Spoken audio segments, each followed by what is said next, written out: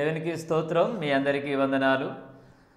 ప్రభువైన యేసుక్రీస్తు నామములో మేమందరినీ ఆహ్వానిస్తుంటున్నాం. ఈ దినం కొరకు ఏర్పరచబడినటువంటి లేఖన భాగము అపోస్తుల కార్యము 3వ అధ్యాయము 6వ వచనం చదువుకుందాం రండి. అంతటా పేతురు, వెండి బంగారములు నా యొద్ద లేవు గాని నాకు కలిగినదే మీకిచ్చుచున్నాను, నజరేయుడైన యేసుక్రీస్తు నామమున నడువుమని చెప్పి. ఆమేన్. దేవునికి స్తోత్రం. హల్లెలూయా, హల్లెలూయా, హల్లెలూయా. మన ప్రభువును ప్రియరక్షకుడైనటువంటి యేసుక్రీస్తు ప్రశస్తమైన నామములో మీ అందరికీ ప్రేమపూర్వకమైనటువంటి వందనాలు, శుభాలు తెలియజేస్తున్నాను. దేవుని స్తోత్రం. Good morning, have a nice day. రండి, శాంతి టీవీలో ఆయన హెచ్చవలసి ఉన్నది అనేటువంటి కార్యక్రమాన్ని మీరు వీక్షిస్తున్నారు. ఈ కార్యక్రమం వీక్షించడానికి ఒకవేళ మీరు బై మిస్టేక్ మేము ఏదో చూసాము అని అనుకునే అవకాశం లేదు. It's God's plan. You have to watch this programme and Lord should speak to you or minister to your soul through this episode or through this message. దేవుని స్తోత్రం. మీ అందరికీ ప్రత్యేకమైన వందనాలు. మన ప్రభు ఎంతైనా నమ్మదగిన వాడు. మన ఆయుష్ను పొడిగిస్తున్నాడు. మన ఆయుష్ను పొడిగించి మనకు అనేకమైన నూతనమైన దినాలు, నూతనమైన వారాలు, నూతనమైనటువంటి మాసాలు, నూతనమైన వత్సరాలు అనగా సంవత్సరాలు ఇస్తున్నాడు. వాటన్నిటి బట్టి నేను ప్రభు నామాన్ని మహిమపరుస్తున్నాను. దేవుని స్తోత్రం. రండి, మీరు మీ కుటుంబ సభ్యులు ఒకవేళ చిన్న పిల్లలు ఎవరైనా మేళలో ఉన్నట్లయితే, చిన్నపిల్లలే కదా వాళ్ళని కాసేపు పడుకోనివ్వండి అని భావించకుండా వారికి కూడా ఉదయాన్నే లేవడం అనేది ఒక అలవాటు కానీ మీరు చేయించినట్లయితే వారు త్వరగా పడుకునే విధంగా మీరు వారి విషయంలో శ్రద్ధ తీసుకుంటే వారు త్వరగా పడుకుంటే త్వరగా లేస్తారు. Early to bed and early to rise అనేటువంటి ప్రిన్సిపల్ వారిని ఫాలో అయ్యేటట్టు చేసి వారు మీతో కూడా లేచి, మీరు మీ సతీమణి లేకపోతే మీరు మీ భర్త బిడ్డలు కలిసి ప్రార్థన చేసుకొని నూతన దినాన్ని మీరు ఆరంభించండి. ప్రార్థన అనేటువంటి తాళపు చెవితో, వాక్య ధ్యానం అనేటువంటి తాళపు చెవితో ఈ నూతన దినము యొక్క తలుపులు తెరవాల్సిందిగా మిమ్మల్ని ప్రేమపూర్వకంగా కోరుతున్నాను. స్తోత్రం. హల్లెలూయా. దేవుని వాక్యము మన ఆత్మకు ఆహారం. ఆహారం అంటున్నప్పుడు అది బేబీ ఫీడింగ్ మాత్రమే కాదు, యూత్ కోసమైనటువంటి ఫుడ్ లాంటిదే, ఇన్స్టెంట్ ఫుడ్ లాంటిది మాత్రమే కాదు, పెద్దలను పోషించేటువంటి, వారికి బలాన్ని ఇచ్చేది, వారికి న్యూట్రియంట్స్ని, వాళ్ళకి పోషక పదార్థాలను ఇచ్చేటువంటి వాక్యము అనగా ఆహారము లాంటిది దేవుని వాక్యం. దేవుని స్తోత్రం. ఈ సమయంలో మనం దేవుని వాక్యాన్ని ధ్యానించుకుందాం.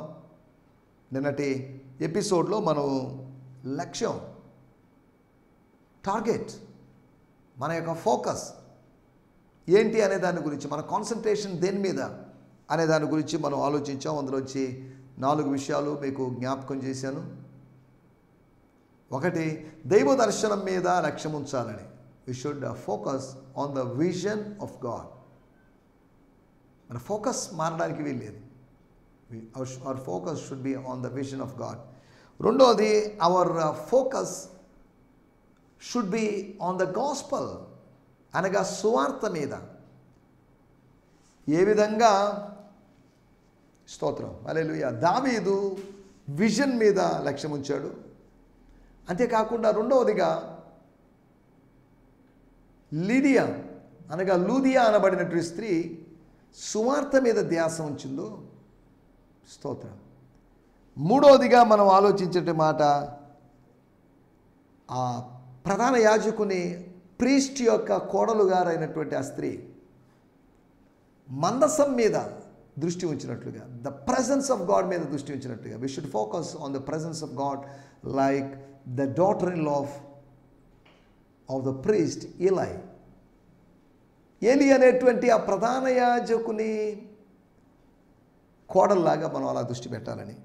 నాలుగవదిగా, కొంతమంది అంత్య దినాల్లో, ఈ రోజుల్లో, పాత రోజుల్లో కూడా ఉన్నారు, ఈ 21వ శతాబ్దంలో ఈ ఎండ్ టైమ్స్ అని చెప్పబడినటువంటి దినముల్లో అనగా ఫస్ట్ సెంచరీలో, మొదటి శతాబ్దంలో ఆ పత్రిక రాయబడేటువంటి సమయానికి ఇంచుమించు 50, 60 ఆ ప్రాంతాలు, అనగా పౌలు తన మరణానికి ముందు రాసినటువంటి పత్రికల్లో ఆయన కొంతమంది demon inspired theories and revelations మీద ఆధారపడుతున్నారని, కల్పిత ఉపదేశాలు, కొత్త కొత్త సిద్ధాంతాలు, వాటి ప్రేరణ ప్రభువు వల్ల వచ్చింది కాదు, పాతాళం నుంచి వచ్చిందని, కాబట్టి దాని మీద లక్ష్యం ఉంచుతున్నారని, ఉపదేశం మీద దృష్టి పెట్టుకోకుండా అనవసరమైన వాటి మీద వంశావళులు, మితిలేని వంశావళులు, వివాదంతో కూడుకున్న వాటి మీద దృష్టి పెట్టినారని పౌలు గారు అన్నారు. దేవుని స్తోత్రం. కాబట్టి మన లక్ష్యము దేని మీద అనే దాని గురించి మనం గత ఎపిసోడ్లో మాట్లాడుకున్నాం. దేవుని స్తోత్రం. హల్లెలూయా. సమయంలో రండి, మనం దేవుని వాక్యాన్ని ఈ దినము ధ్యానించుకోబోతున్నాం. ప్రతి దినము మనం దేవుని వాక్యాన్ని ధ్యానించుకుంటాం. ప్రభు రాకడ వరకు మనం దేవుని వాక్యాన్ని ధ్యానించుకుంటాం. ప్రభు చిత్తమైతే రాబోయే రోజుల్లో ఒకవేళ ప్రభు రాకడ వస్తే, మన ఈ ఎపిసోడ్ తర్వాత ప్రభు రాకడ వస్తే మనం రాకడలో వెళ్ళిపోతాం. ఆయనతో పాటు ఉండడానికి కొంతమంది విడిచిపెట్టబడతారు, అది వేరే విషయం, వాటిలోకి వెళ్ళలేదు ఇప్పుడు. అంటే ఈ ప్రోగ్రాం మీరు మిస్ కాకూడదు, ఈ ప్రోగ్రాం చివరి వరకు కొనసాగుతుంది అనేటువంటి నమ్మకంతో నేను ముందుకు సాగుతున్నాను. దీనికి ఆర్థిక వనరులు కావాలి, దేవుడు ఆర్థిక వనరులు అనుగ్రహించినట్లుగా మీరు ప్రత్యేకంగా ప్రార్థించాల్సిందిగా మిమ్మల్ని ప్రేమపూర్వకంగా కోరుతున్నాను. ప్రభు చిత్తమైతే వచ్చే వారం నెక్స్ట్ వీక్ నేను ఇదే సమయానికి నేను హైదరాబాద్లో ఉంటాను. 20 మరియు 21 తేదీల్లో 2 రోజులు నేను హైదరాబాద్లో ఉంటాను. అక్కడ 2 రోజుల కూడికలు. ఈసారి నాతో కూడా పాస్టర్ యు షంగర్ గారు, ముకామల, పశ్చిమ గోదావరి జిల్లా అనగా వారు మా సహవాసం యొక్క గిడియన్ ఫెలోషిప్ ఇంటర్నేషనల్ GFI యొక్క ఆయన సెక్రటరీ, ఆయన కార్యదర్శి ఉన్నాడు ఆయన. అంతేకాకుండా తెలంగాణ నుంచి పాస్టర్ జె దేవవరకుమార్ గారు వారు వస్తున్నారు. కాబట్టి వారిద్దరూ ప్రభుత్వమైతే స్వార్థ గాయకులు బ్రదర్ జక్కుల ప్రవీణ్ గారు మాతో కలుసుకుంటారు. మేమంతా కలిసి అక్కడ టీమ్గా వర్కౌట్ చేస్తున్నాం. GFI అనేటువంటి సహవాసం తర్వాత హైదరాబాద్లో టీం వర్క్ జరుగుతుంది. ప్రభుత్వమైతే రాబోయే రోజుల్లో ఏప్రిల్లో లేదా మే నెలలోంచి చెన్నైలో మనం వర్క్ స్టార్ట్ చేయబోతున్నాం. మన వర్క్ స్టార్ట్ కావడానికి అక్కడ ఫౌండేషన్స్ పడుతూ ఉన్నాయి, పునాది పడుతూ ఉంది. కాబట్టి హైదరాబాద్లోను, నెల్లూరులోను, విజయవాడలోను, ఇక వేరు నగరాల్లో కూడా మన ఈ పరిచర్య విస్తరిస్తూ ఈ పరిచర్యకు పునాదులు పడుతున్నాయనే సంగతిని మీకు గుర్తు చేస్తున్నాను. ప్రభుత్వమైతే మే నెల 9వ తేదీ ఒక ఇండిపెండెంట్ పాస్టర్స్ మీటింగ్ చెన్నైలో ఏర్పాటు చేస్తున్నాం. ఆ కూడికలో నేను దేవుని వాక్యాన్ని బోధించబోతున్నాను. చెన్నై నగరంలో ఎవరైనా దేవుని సేవకులు ఆసక్తిగా రావాలనుకున్న దేవుని సేవకులు, లోకల్ కోఆర్డినేటర్లు అయినటువంటి పాస్టర్ GS ఆనంద్ ప్రకాష్ గారు మరియు పాస్టర్ P బాబు గారు వారిని సంప్రదించి ఆ కూడికలో కలుసుకోవచ్చు. ది లిమిటెడ్ పీపుల్తో మన విజన్ని వాళ్ళకి పంచుకొని షేర్ చేసుకొని తర్వాత దేవుని వాక్యాన్ని బోధించి ఆత్మీయంగా బలపరచాలనేది నా యొక్క ఉద్దేశం. వీటికన్నిటికీ హైదరాబాద్లో పరిచర్య అయినా, చెన్నైలో పరిచర్య అయినా, విజయవాడలో పరిచర్య అయినా, ఎక్కడైనా పరిచర్య మనకు నిధులు కావాలి. దేవుడు సమృద్ధిగా నిధులు అనుగ్రహించినట్లుగా టీవీ కార్యక్రమానికి నిధులు కావాలి. యెహోవా ఈరే ఇప్పటి వరకు ఆయన సహాయం చేశాడు, ఇక ముందు కూడా సహాయం చేస్తాడు. ఆయన సహాయం చేయకపోతే ఇది ఆగిపోతుంది. ఆయన సహాయం చేశాడు కాబట్టి ఇది కొనసాగింది. దేవుని స్తోత్రం. హల్లెలూయా. ఎవరో మేము చేశాం కాబట్టి ఆ మినిస్ట్రీ రన్ అయింది, నిలబడింది అని ఎవరికి చెప్పే అవకాశం లేదు. కారణం ఏంటంటే ప్రభువు సహాయం చేస్తున్నాడు. Lord is my provider. కనుక ఈ పరిచర్య కొరకు మీరు ప్రత్యేకంగా ప్రార్థించాల్సిందిగా కోరుతున్నాం. దేవుని స్తోత్రం.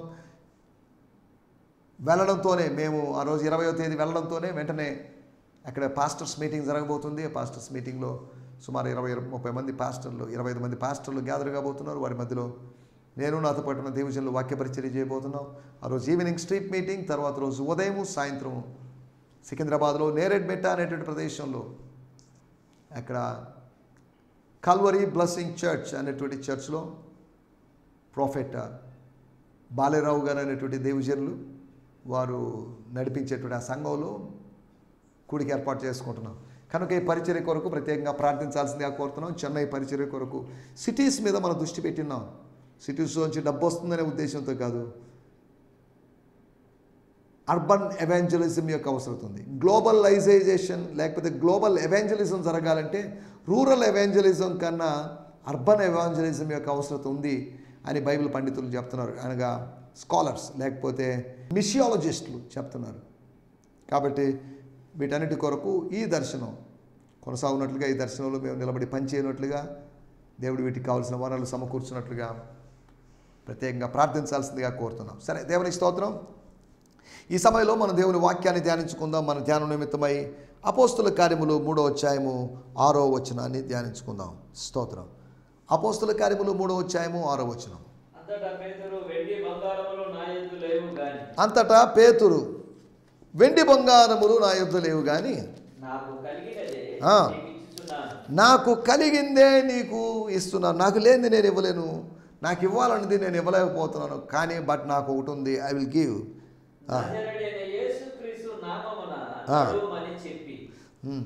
Then Peter said, I don't have money, but I will give you this. By the power of the name of Jesus Christ of Nazareth. నజరేయుడైన యేసుక్రీస్తు నామములో లేచి నిలబడి, స్టాండ్ అప్ అండ్ వాక్. అది అక్కడ రాయబడిన విషయం. వాడుక భాషలో కూడా మనం చదువుకుందాం. నా దగ్గర వెండి బంగారములు లేవు కానీ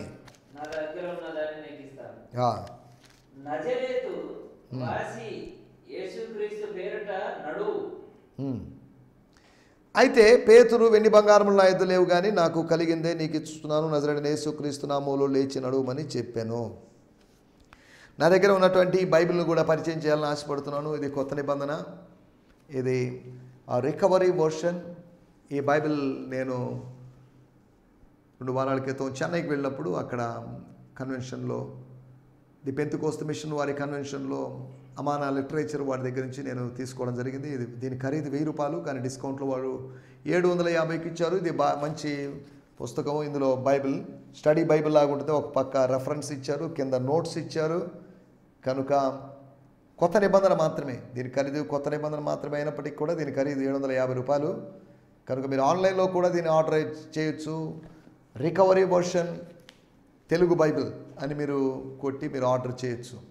వారు ఈ మధ్య కాలంలోనే మలయాళంలోను, అంతేకాకుండా తమిళ్లోను, తెలుగులో కూడా చేశారు. కాబట్టి ఈ పుస్తకం మీకు, ఈ కొత్త నిబంధన మీకు ఆశీర్వాదకరంగా ఉంటుందని నేను భావిస్తున్నాను. దీనికి మేము డిస్ట్రిబ్యూటర్లం కాదు.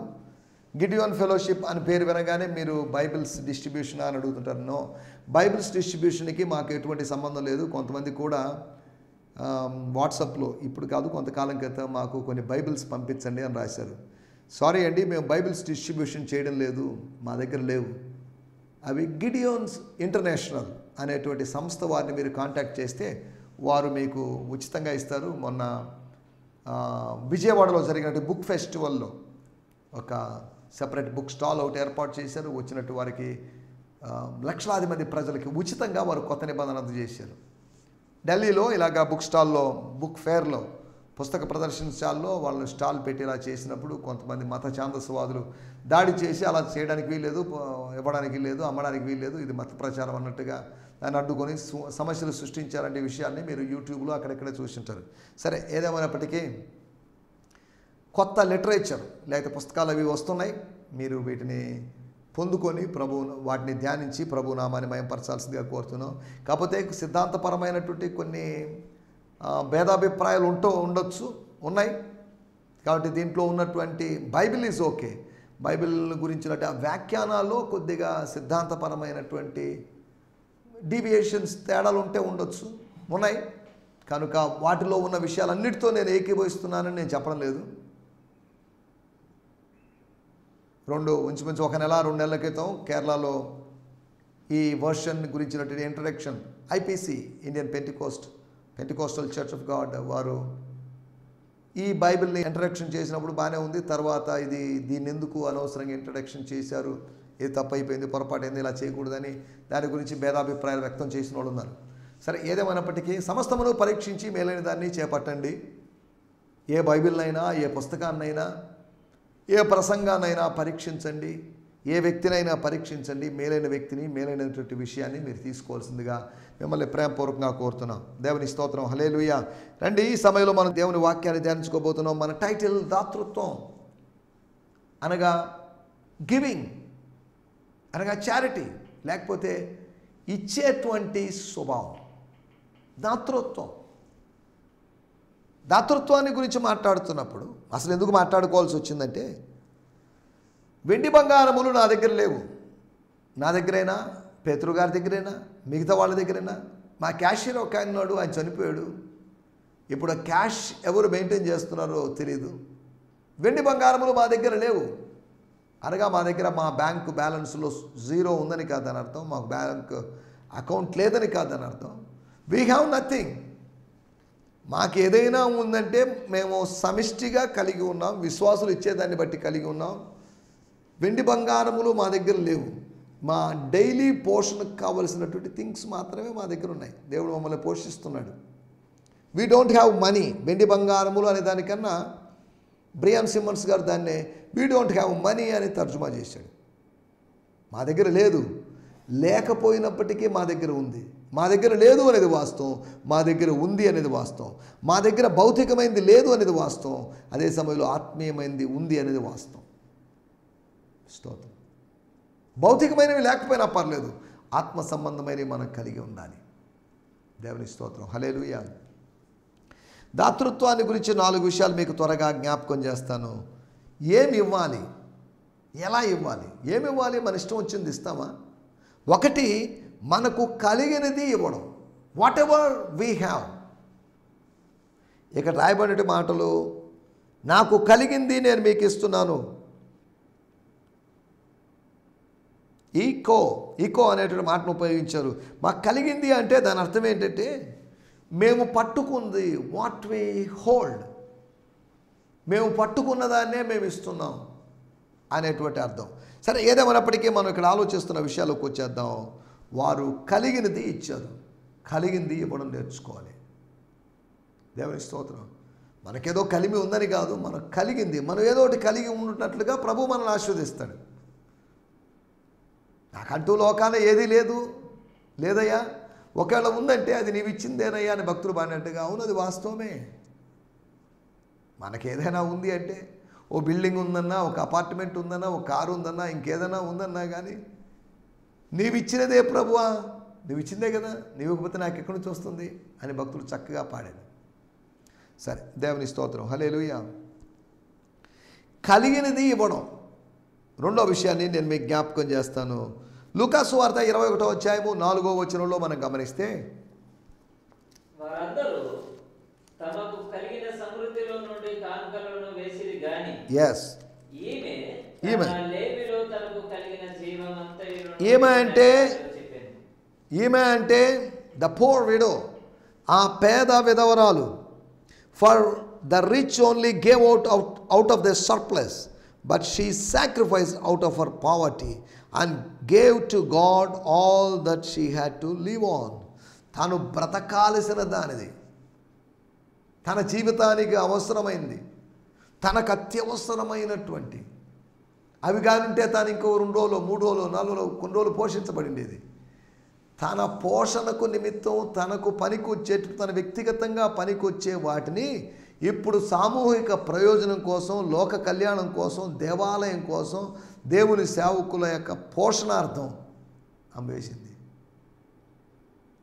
స్తోత్రం. అంటే దేవుడు మనల్ని పోషిస్తాడు. ఎవరి ద్వారా పోషిస్తాడు అనే దాని గురించి మనం కొద్దిగా ఆలోచించాలి.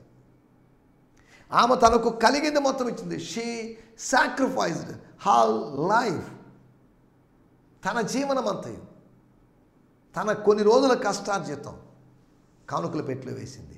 అనగా రెండవది, మనం సంపాదించింది ఇవ్వాలి. అనగా మనం కష్టపడి సంపాదించింది, చేతుల కష్టార్జితాన్ని ఇవ్వాలి. అంతవరకే కానీ మనం లంచం ద్వారా, కొంతమంది లంచం తీసుకొని వచ్చి, కొంతమంది అన్యాయంగా అక్రమంగా సంపాదించి దేవుని సేవకులకు ఇస్తున్నారు. అన్యాయమైనటువంటి ధనము ఆశీర్వాదకరంగా మారదు. తీసుకునే వాళ్ళకైనా కలిగే వాళ్ళకైనా అన్యాయపు ధనం ఎప్పుడు ఆశీర్వాదాన్ని తేదు, అనర్థాన్ని తెస్తుంది. కాబట్టి లంచగొండులుగా ఈ మాటలు వింటున్న వాళ్ళు ఎవరు ఉండడానికి వీలేదు. We don't want any bribe, we don't take any bribe అన్న విధంగా ఉండాలి. వద్దండి, మాకెందుకండి, మేము దేవుని బిడ్డలమండి, మేము బాప్తిజం తీసుకున్న వాళ్ళమండి, సారీ, మా బాధ్యత మేము చేసాము, మీరెందుకు డబ్బులు ఇవ్వడం, మీరెందుకు లంచం ఇవ్వడం అన్న విధంగా దేవుని బిడ్డలు ఉన్నట్లయితే ఒక సోషల్ రిఫార్మే జరుగుతుందని నేను భావిస్తున్నాను. క్రైస్తవులో చాలామంది గురించి బాగా లంచగొండండి అతను. ఏదో ఒక వ్యక్తిని గురించి ఏదో మున్సిపాలిటీలో వర్క్ చేసి అతని గురించి చెప్పారు.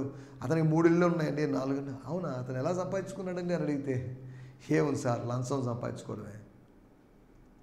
లంచం తీసుకుంటాడు. ఎవరైనా ఏదో పనికి వచ్చినా కానీ 100, 200, 300, 500, 1000 రూపాయలు ఇలా తీసుకుంటుంటాడు సార్. దేవుని బిడ్డలారా, లంచం తీసుకోవడం మనకు ఆశీర్వాదకరం కాదు. మనకు అప్పగించబడిన పని నమ్మకంగా చేద్దాం. దేవుడు మన వనరులు పెంచుతాడు. దేవుని స్తోత్రం. ఒకటి, మనకు కలిగిన దాన్ని మనం ఇవ్వాలి. రెండవది, మనం సంపాదించుకున్న దాన్ని, కష్టపడి సంపాదించుకున్న దాన్ని మనం ఇవ్వాలి. మన చేతుల కష్టార్జితాన్ని మనం అనుభవిస్తాం, ఓకే. అనుభవించుతూ దాన్ని ఇతరులు అనుభవింపచేసేటట్లుగా, నేను ఇచ్చేది కొద్దిగా కావచ్చు, నాలాంటోళ్ళు ఒక 10 మంది ఇచ్చింది అది పెద్ద అమౌంట్గా మారుతుంది.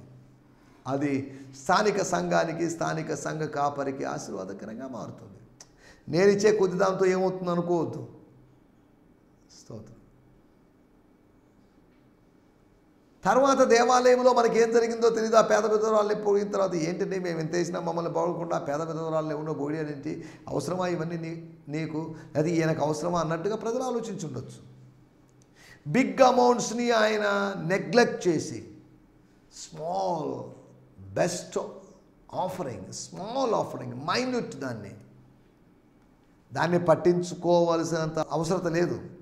కానీ పట్టించుకోకుండా ఉన్న వాటిని కూడా ఆయన పట్టించుకున్నాడు. దేవుని స్తోత్రం. హల్లెలూయా. మనం ఆలోచిస్తున్న విషయాలు. రెండవది, మనం కష్టపడి సంపాదించిన దాన్ని మనం ఇవ్వాలి. మూడో విషయాన్ని నేను మీకు జ్ఞాపకం చేస్తాను. యోహాను సువార్త 14వ అధ్యాయము 27వ వచనంలో రాయబడింది. శాంతి మీకు అనుగ్రహించి వెళ్తున్నాను. yes, నా శాంతినే మీకు అనుగ్రహించుతున్నాను. లోకం ఇచ్చినట్టుగా నేను మీకు అనుగ్రహించలేదు. స్తోత్రం. యేసు చెప్పాడు శిష్యులకి, బాబు డోంట్ వరీ, నేను పోతున్నాను, మీరేం దిగులు పడాల్సిన అవసరం లేదు. ఒకటి, నేను నా శాంతిని, నా సమాధానాన్ని ఇచ్చి వెళ్తున్నాను. రెండోది, వెళ్ళిన తర్వాత పరిశుద్ధాత్మను పంపిస్తాను. అనగా మీరు నష్టపోయిందంటూ ఏం లేదు. నేను ఉన్నా నష్టపోరు, నేను లేకపోయినా నష్టపోరు. కాబట్టి నేను లేకపోయినా పర్లేదు, పరిశుద్ధాత్ముడు వస్తాడు. పరిశుద్ధాత్ముడు నాకన్నా గొప్పవాడు అని ఆయన అనలేదు. ఆయన చెప్పినట్టు మాట. చిత్తంలో వారు ఒకటిగా ఉన్నప్పటికీ, సమానంగా ఉన్నప్పటికీ, కుమారుడు మానవత్వంలో ఉన్నాడు కాబట్టి, శరీరధారిగా వచ్చాడు కాబట్టి, నా తండ్రి నాకన్నా గొప్పవాడు అని చెప్పాడు. నాకన్నా గొప్పవాడు అన్నప్పుడు అంటే తండ్రిని మాత్రమే పూజించాలని కాదు అని అర్థం, తండ్రిని మాత్రమే గణపరచాలని కాదు అని అర్థం. ఎందుకంటే యోహాను సువార్త 5వ అధ్యాయంలో రాయబడింది, తండ్రిని ఏ విధంగా గణపరుస్తున్నామో కుమారుడిని కూడా అలాగే గణపరచాలని. స్తోత్రం. మూడో విషయము, క్రీస్తు అనుభవించిన దాన్ని, ఈ లోకంలో తాను ఏదైతే తన హృదయంలో కలిగి ఉన్నాడో దానిని ఆయన ఇచ్చాడు శిష్యులకి. మీకు అందరికీ ఇస్తున్నాను, I'm giving this peace that passes all understanding, సమస్త జ్ఞానములకు మించినటువంటి ఆ స్వర్గపు సమాధానం. మామూలు సమాధానం కాదు. స్తోత్రం. హల్లెలూయా. మూడో విషయం, ఒకటి, మనము కలిగిన దాన్ని ఇవ్వాలని, కష్టపడి సంపాదించుకున్న దాన్ని ఇవ్వాలని, క్రీస్తు అనుభవించిన దాన్ని మనం ఇవ్వాలని. నాలుగోదిగా ఒక మాట చెప్తాను. 1 కొరింథీయులకు రాసిన పత్రిక 11వ అధ్యాయం 23వ వచనం. 1 Corinthians 11. నేను మీకు అప్పగించిన దాన్ని. పౌలు కొరింథీ సంఘానికి అప్పగించిన దాన్ని, ఏదో ఒకటి అప్పగించాడు. దాన్ని నాకెక్కడ దొరికింది అని మీరు అడిగితే, దాన్ని నేను ప్రభువు వలన పొంది తిని, I got it from the lord. స్తోత్రం. మన ఇక్కడ ఆలోచిస్తున్నట్టు విషయం, ఆయన పొందిన దాన్ని, కలిగి ఉన్నదాన్ని ఇవ్వాలి, పొందిన దాన్ని ఇవ్వాలి. పొందిన దాన్ని అంటే పోరాడి పొందొచ్చు, మామూలుగా పొందొచ్చు, లేకపోతే కృప ద్వారా పొందొచ్చు. నువ్వు పొందావు, పొందిన దాన్ని, కష్టపడి సంపాదించుకున్న దాన్ని ఇచ్చావు. ప్రభువు దగ్గర నుంచి ప్రార్థించి ఉపవసించి పొందిన వాటిని. దేవుని స్తోత్రం. నువ్వు పంచాల్సినటువంటి ఇవ్వాల్సినటువంటి అవసరం ఉంది. ప్రతి వారు ఇతరులకి ఏదో ఒకటి ఇవ్వాలి. They should give something. Giving అంటే it's living for others. Giving is a blessing. Receiving కాదు, గివింగ్. ఇవ్వడం నేర్చుకోవాలి.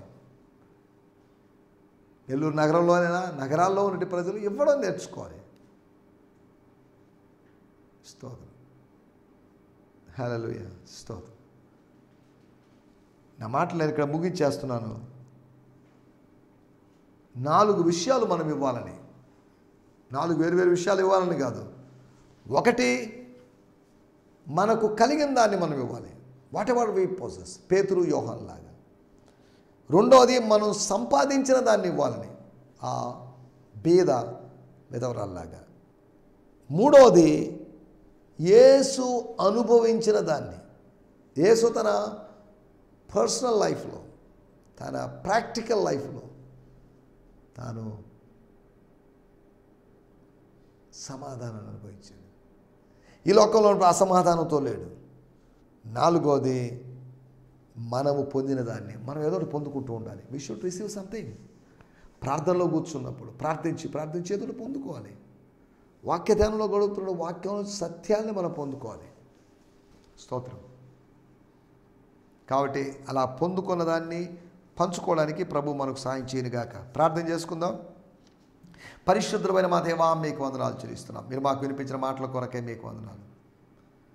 మేము కలిగి ఉన్నదాన్ని, అంతేకాకుండా ప్రభువా మేము కష్టపడి సంపాదించిన దాన్ని, అంతేకాకుండా ప్రభువా స్తోత్రం, ఈ వాక్యంలో మేము ఆలోచించడం, మేము పొందిన వాటిని, మీ దగ్గర నుంచి పొందిన వాటిని వీటన్నిటిని బట్టి మీకు వందనం చేస్తూ తండ్రి మీకు వందనాలు చెల్లిస్తూ, మేము దాతృత్వం కలిగిన వాళ్ళగా, పిసినారులుగా కాకుండా ధారాళంగా ఇచ్చేవారుగా ఉండగలటూ సాయం చేయమని యేసుక్రీస్తు నామములోనే ప్రార్థించగలుగుతున్నాం పరమ తండ్రి. ఆమేన్, ఆమేన్, ఆమేన్. దేవుని స్తోత్రం. మీ అందరికీ వందనాలు. ప్రభు మిమ్మల్ని దీవించునుగాక. దేవుని స్తోత్రం. రేపు ఇదే సమయం ఇదే ఛానల్లో కలుసుకుందాం. అప్పటి వరకు దేవుని కృప మనకు తోడై ఉండుగాక. ఆమేన్. స్తోత్రం. ఈ సందేశము మీకు ఆశీర్వాదకరంగా ఉందని నమ్ముచున్నాము. ప్రార్థనా అవసరతల కొరకు మమ్మల్ని సంప్రదించవలసిన మా చిరునామా గిద్యోన్ మిషన్ చర్చ్, 6వ వీధి, శాంతినగర్, నెల్లూరు 4, ఆంధ్రప్రదేశ్. పిన్ 524004. మా ఫోన్ నంబర్లు 7036443613 మరి ఒక నంబర్ 9392293010. మా ఈమెయిల్ ఐడి gfihmi2015@gmail.com. దేవుడు మిమ్మును ఆశీర్వదించునుగాక. ఆమేన్.